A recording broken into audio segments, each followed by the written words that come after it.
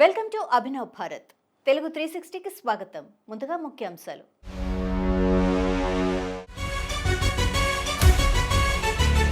కూటమి నేతల అరాచకాలతో పరిశ్రమలు విలవిల్లాడుతున్నాయి. కూటమి ప్రభుత్వంపై మాజీ ఎంపీ ఫైర్.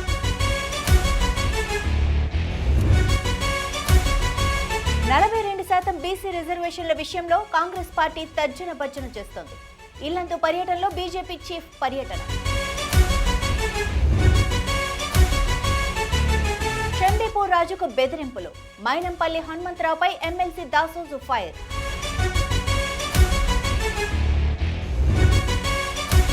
రేవంత్ రెడ్డి గద్దె దిగితే తప్ప శాంతి భద్రతలు అదుపులోకి రావు. కాంగ్రెస్ ప్రభుత్వంపై ఆర్ఎస్ ప్రవీణ్ కుమార్ స్పష్టం.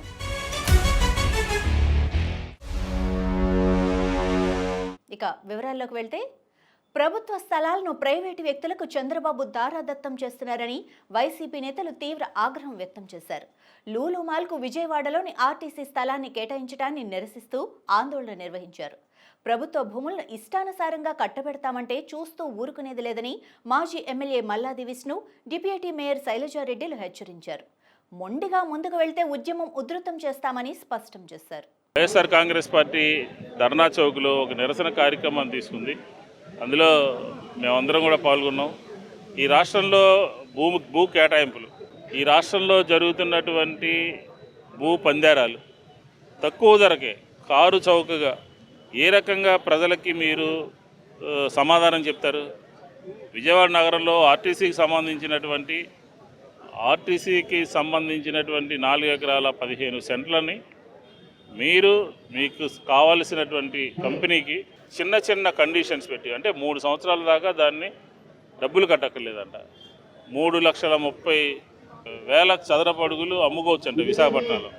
ఇలాంటి కండిషన్స్ అన్నీ పెట్టి ప్రభుత్వ భూమిని దారాదత్తం చేస్తా ఉన్నారు. దీన్ని వైఎస్ఆర్ కాంగ్రెస్ పార్టీ వ్యతిరేకిస్తాం. దీన్ని వైఎస్ఆర్ కాంగ్రెస్ పార్టీ ఈ జీవోలు రద్దు చేయాలి అని చెప్పి డిమాండ్ చేస్తాం. ప్రభుత్వం తీరు ఎలా ఉంది అంటే, బడాబాబుల్ని పెంచి పోషించే విధంగా ఈ రాష్ట్ర ప్రభుత్వం తీరు ఉంది అనేటువంటి దానికి ఉదాహరణే ఏదైతే ఈ లూలు మాల్ విజయవాడ నగరంలో తీసుకురావటం అనేటువంటి సంతోషమే. కానీ వ్యాపార సంస్థగా, లేకపోతే పెట్టుబడిదారులు పెట్టుబడి పెట్టుకుని రావాలి. అంతేగాని ఒక సంస్థకి రాష్ట్ర ప్రభుత్వం అతి చౌకగా, కారు చౌకగా ఇవ్వటం అనేటువంటిది మేము తీవ్రంగా ఖండిస్తూ ఉన్నాం. ఎందుకంటే వైజాగ్లో అవ్వచ్చు, విజయవాడ నగరంలో బస్టాండ్ చిన్నదైపోయిందని పలుమార్లుగా మనం డిమాండ్ చేసుకుంటాం కదా. దాన్ని ఎక్స్టెన్షన్ చేయండి, ప్రజలకు ఉపయోగపడే విధంగా పెద్దది చేయండి. అంతేగాని లూలు ఆయన అడిగాడని చెప్పేసి అడగంగానే ఈ ప్రభుత్వ భూములన్నీ మీరు కట్టబెట్టేస్తూ ఉంటే, మీరు రాష్ట్ర ప్రభుత్వంలో పనిచేస్తూ ఉన్నారా, లేకపోతే ప్రైవేటు వ్యక్తుల కోసం పనిచేస్తూ ఉన్నారా అని అడుగుతా ఉన్నాం. దీన్ని వైఎస్ఆర్ కాంగ్రెస్ పార్టీ తీవ్రంగా ఖండిస్తూ ఉంది. కారు చౌకగా ఇవాళ పేద ప్రజలు ఇల్లు లేక చాలా ఇబ్బంది పడుతూ ఉన్నారు. వాళ్ళ గోడు పట్టించుకోండి. పార్కుల స్థలాలు లూలులకి ఇస్తారు, లేకపోతే వేరే సంస్థలకు వేరే కట్టబెడతారు. అసలు మీ ఇద్దరికి అండర్స్టాండింగ్ అనేటువంటిది ఏంటనేటువంటి ప్రజల యొక్క క్వశ్చను. ఇవాళ 3,000 కోట్ల రూపాయలైనటువంటి ఆస్తిని ఒక లూలు సంస్థ కట్టుబెట్టడంలో ఉన్నటువంటి అంతరార్థం ఏమిటనేటువంటి జనాల యొక్క క్వశ్చను. దానికి సమాధానం చెప్పాలా, ఏదైతే మీరు ఇచ్చినటువంటి ఈ జీవోని రద్దు చేయాలని వైఎస్ఆర్ కాంగ్రెస్ పార్టీ డిమాండ్ చేస్తా ఉంది. రాష్ట్రంలోని పరిశ్రమలపై కాంట్రాక్టులు, కమిషన్ల కోసం కూటమి నేతలు చేస్తున్న దౌర్జన్యాలతో పారిశ్రామికవేత్తలు పారిపోయే పరిస్థితిని కల్పిస్తున్నారని మాజీ ఎంపీ, వైఎస్ఆర్సీపీ పీఏసీ సభ్యుడు తలారి రంగయ్య మండిపడ్డారు. ఆ పార్టీ కేంద్ర కార్యాలయంలో మీడియాతో మాట్లాడుతూ, రాయలసీమలోని కియా కంపెనీపై కూడా తాజాగా కూటమి నేతలు కాంట్రాక్టులన్నీ తమకే ఇవ్వాలంటూ చేస్తున్న వేధింపులతో సంస్థ ఉనికినే ప్రశ్నార్థకం చేస్తున్నారని ఆగ్రహం వ్యక్తం చేశారు. ఇదంతా ఒక భాగం, కియా కూడా ఒక భాగం. మీరు బెంగళూరు నుంచి గమనిస్తే మిగతా ఏ రోడ్డు కన్నా పోండి, మైసూర్ రోడ్డు కావచ్చు, కోలార్ రోడ్డు కావచ్చు, చింతామణి కావచ్చు, ఏ ప్రాంతానికైనా పోండి, ఆ ప్రాంతంలో ఉండే రోడ్లు దాదాపు 100-150 కిలోమీటర్ల వరకు పరిశ్రమలతో ఎట్లా ఎంత వైభవంగా కనిపిస్తుంటుంది. ఉపాధి రంగాలు, ఉద్యోగ రంగాలు. మా రూటుకు రండి, అనంతపురికి ఏవి కనబడవు. చాలా కాలం ఏమి లేవు. కియా ఒకటి వచ్చింది, మా టైంలో కూడా చాలా ఇంప్రూవ్ అయింది. ఎన్నోసార్లు అది 10,000 కారు బయటకు వచ్చినప్పుడు కూడా చూశారు. దాంట్లో సంపద ఉంది. వీళ్ళు సంపద కోసం గొడవ చేస్తూ ఉన్నారు, సంపద సృష్టించట్లేదు. ఆడ ఉన్నదాన్ని పిక్కు తింటున్నారు. ఆ పిక్కు తినడంలో వచ్చిన ఇబ్బందులే ఇవన్నీ కూడా. అక్కడ కాంట్రాక్టులన్నీ మాకే కావాలంటే ఎక్కడో కొరియా నుంచి వచ్చిన కంపెనీ అదేం బతుకుతుంది? మీకు ఎందుకు ఇవ్వాలా? ఊర్లో గెలిచి వచ్చినాను కాబట్టి ఫీల్డ్ అసిస్టెంట్ తీసుకుంటువి, ఊర్లో గెలిచినానని చెప్పి డీలర్ని తీసుకుంటువి, ఊర్లో యానిమేటర్ని మారుస్తీవి. ఇప్పుడు కియాలో ఉండే కాంట్రాక్టులన్నీ మాకే కావాలా, సోలార్ కంపెనీలో ఉండే కాంట్రాక్టర్లన్నీ మాకే కావాలా, సిమెంట్ ఫ్యాక్టరీలలో ఉండేటివన్నీ కూడా ఏవైతే ఉన్నాయో క్యాంటీన్ దగ్గర నుంచి ట్రాన్స్పోర్ట్ల దగ్గర నుంచి మాకే కావాలనే పద్ధతి ఏమాత్రం మంచిది కాదు. అదేం ప్రభుత్వానికి సంబంధించింది కదా, ప్రైవేటుకు సంబంధించిన దాంట్లో కూడా మీరు పిక్కు తింటుంటే మీరు ఇన్నిసార్లు ఇంత దేశంతో ప్రపంచం అంతా తిరిగి ఇన్వెస్టర్ సమ్మిట్లకు వెళ్ళి మేము ఇన్ని లక్షలు తెస్తున్నాం అన్ని లక్షలు తెస్తున్నాం అంటే అక్కడ రికార్డెడ్గా కనిపిస్తున్నాయి కదా కియా ముందు ఎంతమంది గుమిగూడి ఉన్నారు, ఎందుకు గుమిగూడి ఉన్నారని. ఆ మధ్య కళ్యాణ దుర్గంలో కూడా సోలార్ విండ్ పవర్ దగ్గర నుంచి సెక్యూరిటీ గార్డులను అందరినీ వెళ్ళగొట్టేశారు కదా. అన్ని సిమెంట్ కంపెనీలలో అదే జరుగుతుంది. అందువల్ల పరిశ్రమలు ఈ పరిస్థితి ఉంటే ఎలా వస్తుంది?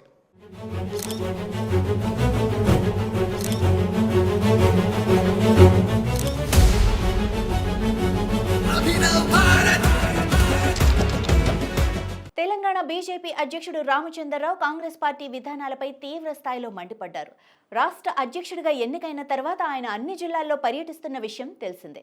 ఇందులో భాగంగా ఈరోజు భద్రాద్రి కొత్తగూడెం జిల్లా ఇల్లందులో పర్యటించారు. ఈ నేపథ్యంలో స్థానికంగా ఏర్పాటు చేసిన మీడియా సమావేశంలో ఆయన పాల్గొన్నారు. రిజర్వేషన్లపై గొప్పలు చెప్పుకుంటున్న కాంగ్రెస్ పార్టీ 42% బీసీ రిజర్వేషన్ల విషయంలో తర్జన భర్జన చేస్తూ రాజకీయ లబ్ధి పొందాలన్న కుట్ర చేస్తుందన్నారు.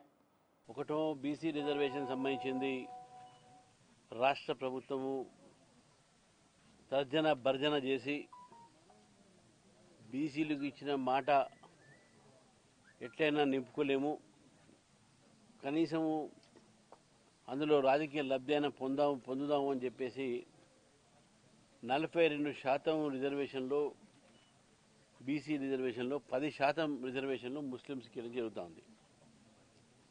ఇది కేవలం భారతీయ జనతా పార్టీ కాదు, కాంగ్రెస్ పార్టీలో కూడా చాలామంది నాయకులు దాన్ని వ్యతిరేకిస్తున్నారు, బీసీ సంఘాలు కూడా వ్యతిరేకిస్తున్నారు. 42%లో ఇచ్చినటువంటి ఒక 10% ముస్లిమ్స్కి ఇస్తే చివరికి ఓబీసీలకు మిగిలేది కేవలం 32% మాత్రమే. నేను ఎందుకు చెప్తున్నానంటే మీ అందరూ కూడా ఎక్కువ ఉన్నారు, ఎంత విలేకరులు మీకు కొద్దిగా మీరు చూడండి. హైదరాబాద్ నగరంలో 50% బీసీ సీట్లు ఉన్నాయి, ఏది జిహెచ్ఎంసీలో. అందులో 50 సీట్లు ఉన్నాయి, 35 సీట్లు దాంట్లో ముస్లిమ్స్కి ఇచ్చారు, ఓబీసీ కింద మజ్లిస్ వాళ్ళకు. మళ్ళీ మజ్లిస్ సంబంధించినటువంటి క్యాండిడేట్లు ఓబీసీ సీట్లలో గెలిచి ఆ సీటు మామూలుగా రిజర్వేషన్ ముస్లిమ్స్కి ఇవ్వకపోతే దాంట్లో ఒక గౌడ్ సోదరుడు, పద్మశాలి సోదరుడు, యాదవ్ సోదరుడు, ఇంకే సోదరుడు గెలిచేవాళ్ళు. కానీ దాంతోనే ఏమైంది, హైదరాబాద్లో 35 సీట్లలో బీసీలకు ప్రాతినిధ్యం తగ్గింది. ఇది మీ పదే చెప్తా ఉన్నాం, అప్పుడు చెప్తున్నాం. రాజశేఖర రెడ్డి గారు ఉన్నప్పుడు కూడా ఆ రోజు మండల్ కమిషన్లో కూడా 27% ఏదో ఇవ్వమన్నప్పుడు దాన్ని భారతీయ జనతా సపోర్ట్ చేసింది. మండల్ కమిషన్ రిపోర్ట్ వచ్చినప్పుడు భారతీయ జనతా పార్టీ విశ్వనాథ్ ప్రతాప్ సింగ్ గారి యొక్క ప్రభుత్వానికి ఆ రోజు మేము మద్దతు పలికినాము. కానీ మండల్ కమిషన్ రిపోర్ట్ తర్వాత కోర్టుకు పోయిన తర్వాత మళ్ళీ ఆ 50% అవన్నీ అయిపోయిన తర్వాత దాంట్లో ఇప్పుడు మళ్ళీ 4% రాజశేఖర రెడ్డి గారు మళ్ళీ ముస్లిమ్స్కి ఇవ్వడం జరిగింది. ప్రతిసారి కూడా ఓబీసీలకు జరిగేటటువంటి న్యాయం అప్పుడు ఈ యొక్క ముస్లిం రిజర్వేషన్లు వచ్చి వాళ్లకు నష్టం జరుగుతూ ఉన్నది.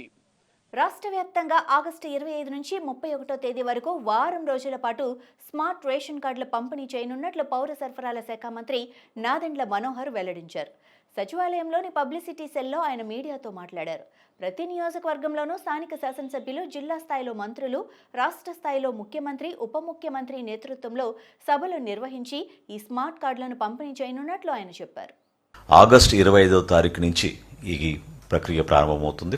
వారం రోజుల వరకు ఆగస్టు 25 నుంచి 31వ తారీఖు వరకు రాష్ట్ర వ్యాప్తంగా ప్రతి మండలంలో కూడా, ప్రతి నియోజకవర్గంలో స్థానిక గౌరవ శాసనసభ్యులు, అదేవిధంగా జిల్లాలో ఉన్న మంత్రివర్యులు, రాష్ట్ర స్థాయిలో గౌరవ ముఖ్యమంత్రి గారు, ఉప ముఖ్యమంత్రి గారి సభల ద్వారా ఈ కార్యక్రమాన్ని మేము ప్రారంభించబోతున్నాం. వీలైనంత వరకు ప్రజలు ఉపయోగించుకునే విధంగా ఈ వెసులుబాటు కల్పించినప్పుడు అప్డేషన్, అంటే ఎప్పటికప్పుడు మీరు మార్పులు చేర్పులు చేసుకోవాలన్నా కూడా నిరంతరంగా జరిగే విధంగా ఈ కేవైసీ పద్ధతిని భారతదేశంలో ఆంధ్రప్రదేశ్ ఈ రోజున నంబర్ 1 స్థానంలోకి చేరగలిగాం. 96.05% ఈ కేవైసీ పూర్తి చేశాం. దీనికి అదనంగా దాదాపు 11,47,000 మందికి ఈ కేవైసీ అవసరం లేదు. అంటే 5 సంవత్సరాల లోపు ఉన్న వాళ్ళు, 80 సంవత్సరాలు దాటిన వృద్ధులకి ఈ కేవైసీ అవసరం లేదు. కాబట్టి ఈ సంఖ్యకి 11,47,132 మందిని మనం కంప్లీట్ చేసుకోగలిగాం. ఈ QR code based smart cards వచ్చిన తర్వాత రాష్ట్ర వ్యాప్తంగా ఉన్న 29,796 రేషన్ షాపుల్లో 1వ తారీఖు నుంచి 15వ తారీఖు వరకు ఉదయం 8 నుంచి 12 వరకు, సాయంత్రం మళ్ళీ 4 గంటల నుంచి 8 వరకు రేషన్ సరఫరా చేసేటట్టు ఖచ్చితంగా ఆ సమాచారం కూడా చాలా క్లియర్గా డిస్ప్లే చేసేటట్టు మేము ఒక పద్ధతి ప్రకారంగా చేసుకుంటూ ముందుకు వస్తున్నాం. అదేవిధంగా భారతదేశంలో మొట్టమొదటిసారి 65 సంవత్సరాలు దాటిన వృద్ధులకు ప్రభుత్వం ద్వారా దివ్యాంగులు ఎవరైతే ఉన్నారో వాళ్ళకి పెన్షన్స్ ఏవైతే అందిస్తున్నామో వాళ్ళందరికీ కూడా 26వ తారీఖు నుంచి 30 తారీఖు వరకు ప్రతి నెల హోమ్ డెలివరీ ద్వారా సరుకులు అందించే ప్రక్రియ కూడా ఇది 3వ నెల ప్రారంభించాం. ఈరోజు కూడా బాగానే వేగవంతంగా జరుగుతూ ఉంది. ఒక ఏఎస్ఆర్ జిల్లాలో కొన్ని సమస్యలు ఉన్నాయి. వాటి గురించి ప్రత్యేకంగా కమిషనర్ గారు నేను ఈ వచ్చే వారం మేమే ఫిజికల్గా పర్యటించి ఆ సమస్యల పరిష్కారం కోసం ప్రభుత్వం నుంచి తీసుకోవాల్సిన చర్యల గురించి తప్పకుండా మేము తీసుకునే మార్పు తీసుకొస్తాం.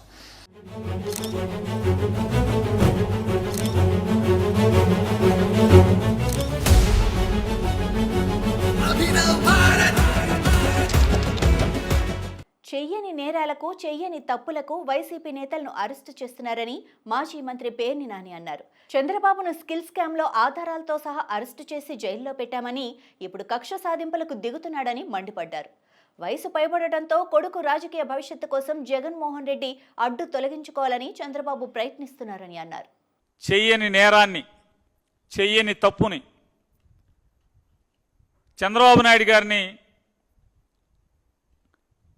స్కిల్ స్కామ్లో ఆన్ రికార్డ్ పట్టుకుని 57 రోజులు లోపల ఉంచారు. కాబట్టి మనం కూడా బాగా లోపలుంచేయాలి, పార్టీని నిర్వీర్యం చేయాలి, మళ్ళీ వైఎస్ఆర్ కాంగ్రెస్ పార్టీ నుంచి మనకి ఎదురు లేకుండా చేసుకోవాలి. తద్వారా వయసు ఎక్కువైపోతున్నటువంటి ఇప్పటికి 75 ఏళ్ళు వచ్చినాయి, వచ్చే 5 ఏళ్ళకి 80 ఏళ్ళు వస్తాయి.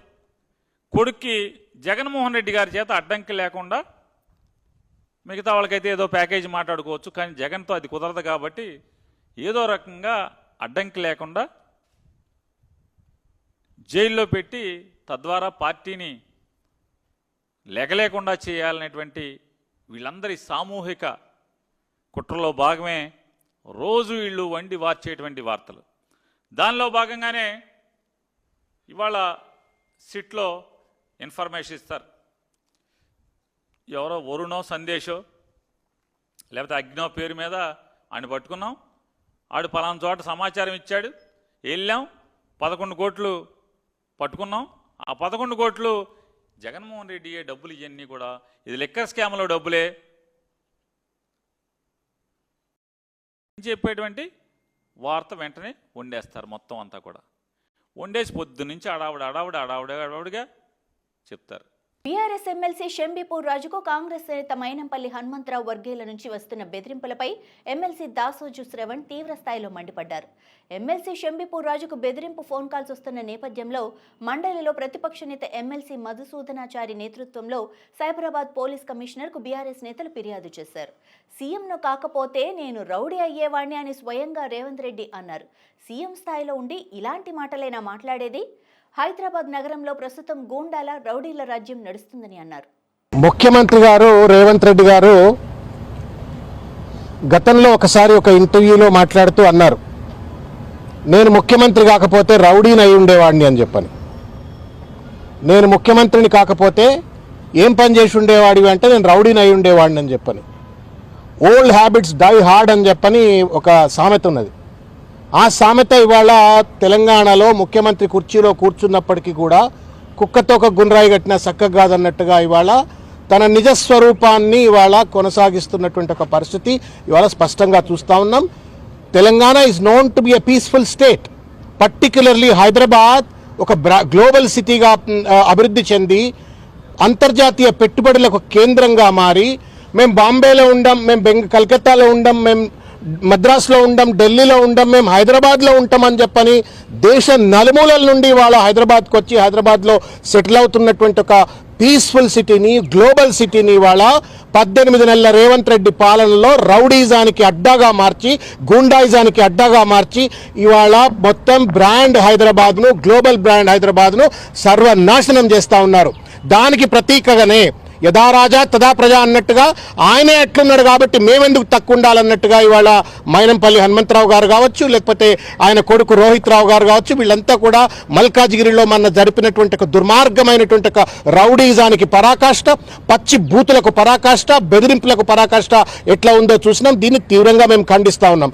రెండవది ఏంటంటే షంబిపూర్ రాజు గారు ఏమీ చూస్తానికి బక్కపలసగా ఉండొచ్చు, చిన్నగా ఉండొచ్చు, కానీ గుండె ఇంత లావడదు ఆయనది. ఏమి లేనాడు 10 మంది కూడా తెలంగాణ ఉద్యమంలో గ్రేటర్ హైదరాబాద్లో జెండా పట్టడానికి సిద్ధంగా లేని రోజు కేసీఆర్ గారు వెంట ఒక నికార్సైనటువంటి ఒక సైనికుడు లెక్క నిలబడ్డటువంటి వాడు, కడుపు కట్టుకొని కాలు కట్టుకొని ఆయన ఉద్యమంలో పనిచేసి తెలంగాణ రాష్ట్ర సాధన కోసం సర్వం త్యాగం చేసి కొట్లాడినటువంటి ఒక ధైర్యశాలి షంబిపూర్ రాజు గారు. అటువంటి రాజుగారి పైన దమ్ముంటే చర్చకు రా, ఓపెన్గా కూర్చో, మాట్లాడు, నీ తప్పేంది, నా తప్పేంది, నీ మంచితనం ఏంది, నా మంచితనం ఏంది చెప్పని డెమోక్రసీలో ఒక డైలాగ్ ఉంటుంది, డిస్కషన్ ఉంటుంది, డిబేట్ ఉంటుంది. దాన్ని పక్కన పెట్టి సంపుతం కొడతాం అని చెప్పని పత్రికాముఖంగా మాట్లాడటం ఏంటి? దానికి తోడుగా మీ గుండాగాళ్లను, రౌడీగాళ్లను రాత్రిపూట తాపించి మళ్ళా ఫోన్లు చేయించడం ఏంటి అని చెప్పని ఇవాళ మేము సైబరాబాద్ కమిషనర్ గారి దృష్టికి తీసుకెళ్ళాం.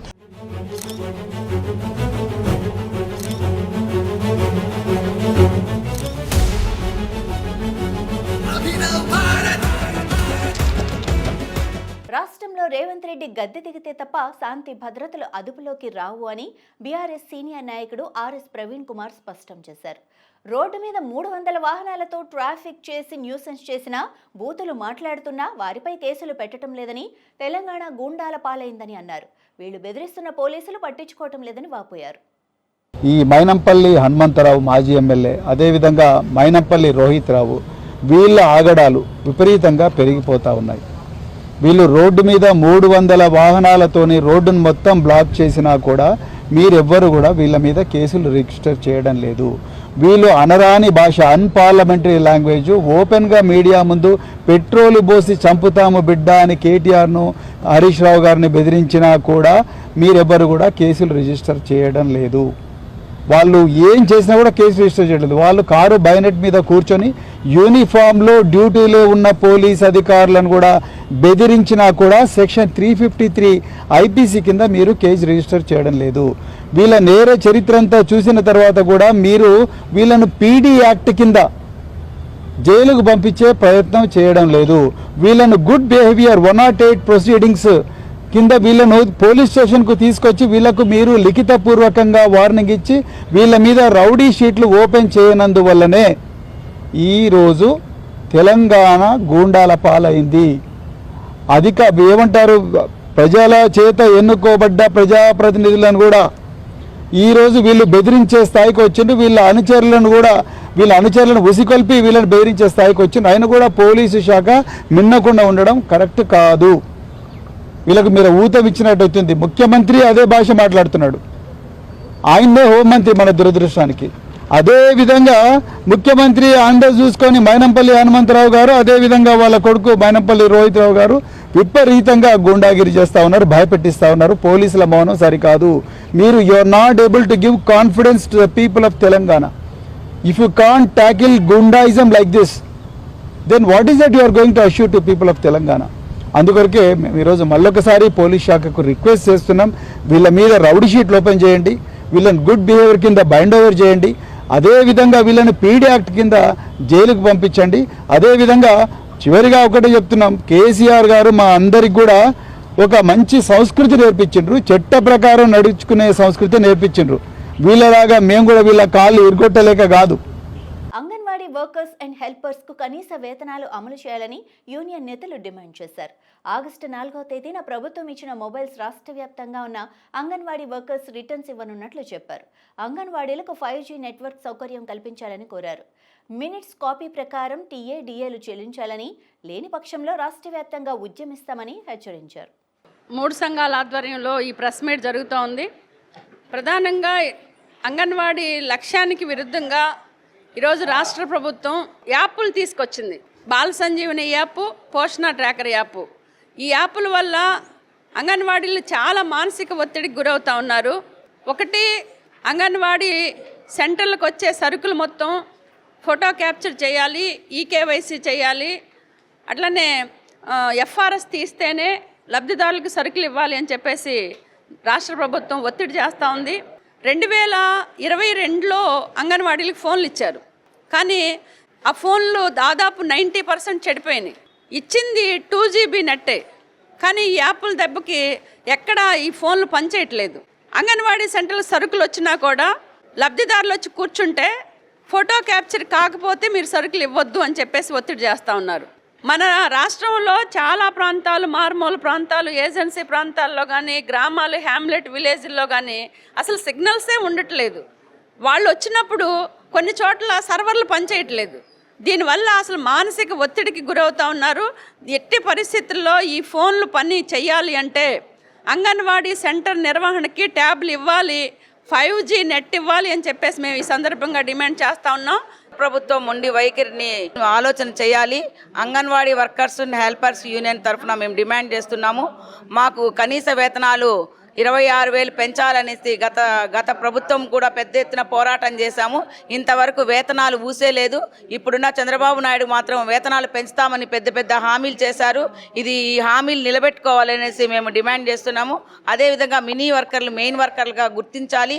వాళ్ళకి అంగన్వాడీ వర్కర్లతో పాటు సమాన వేతనం ఇవ్వాలనేసి మేము డిమాండ్ చేస్తున్నాము.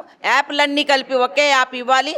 ఈయన పక్షంలో ఆ యాప్లు ఒకే యాప్ ఇవ్వకపోతే మేము ఈ ఫోన్లు వెంటనే రిటర్న్ చేస్తాము. ట్యాబ్ అయినా ఇస్తామని గత ప్రభుత్వం 2 సంవత్సరాల నుండి చెప్తూనే ఉంది. ఈ ఫోన్తో ఏగలేము, వెంటనే మాకు ట్యాబ్లు ఇవ్వాలి. ఇవ్వని పక్షంలో ఐసీడీఎస్ ఆఫీస్ ముందర అన్ని ఫోన్లు మూటలు కట్టుకొచ్చి ఐసీడీ ఆఫీస్ ముందర అందరం ఇచ్చేస్తామనేసి మేము డిమాండ్ చేస్తున్నాము. ఇవి ఇప్పటివరకు ఉన్న అప్డేట్స్. మరిన్ని అప్డేట్స్తో మళ్ళీ కలుద్దాం. అంతవరకు చూస్తూనే ఉండండి అభినవ్ భారత్.